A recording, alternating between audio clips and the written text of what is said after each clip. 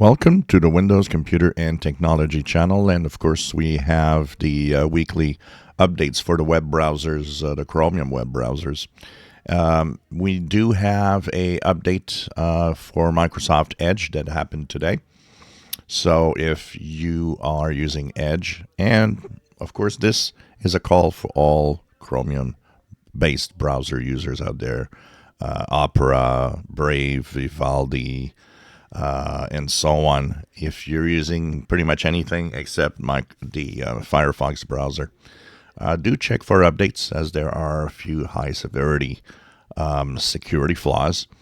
So the update, if you go into your upper right corner, 3 horizontal dots, help and feedback, and about Microsoft Edge, will bring you to 144.0.3719.115.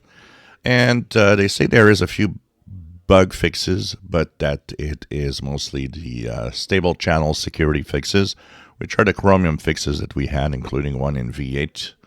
So do check it out. Do update your browser. It's very important because this is a vector of possible infection, when software is not up to date. Malicious code can enter the security flaws. And that is pretty much undetectable by your antivirus, so you get bitten by malware because you don't update your software. So check it out.